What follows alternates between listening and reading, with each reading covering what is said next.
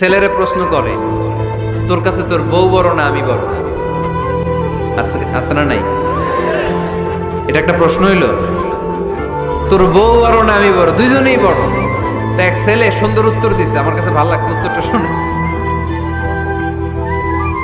এক মা প্রশ্ন করছে, তোর এতদিন আমি লালন পালন করে বড় করলাম, জীবন যৌবন তোর জন্য শেষ করলাম, আজকে বউ পাইয়া বউ তোর আপন হয়ে গেল। এবার ছেলে উত্তর দিছে, মা, আমার মুখ থেকে মা ডাক শোনার জন্য তুমি কি কষ্টটাই না করছো জীবনে। 10 মাস আমারে পেটে ধারণ করলা, খাইতে পারো নাই, বমি করছো, খালি ওষুধ খাইছো, তোমার পেট কেটে আমারে বের করা হয়েছে, 2 বছর আমারে দুধ খাওয়াইছো, পেশাব পায়খানা পরিষ্কার করেছো। বয়স যখন 3-4 তখন তোমার আমি মা ডাকছি, এই মা ডাকটা শোনার জন্য তুমি এত কষ্ট করছো। আর আরেকবারের মাইয়া এই ঘরে আইসাই তোমার মা ডাকা শুরু করছে।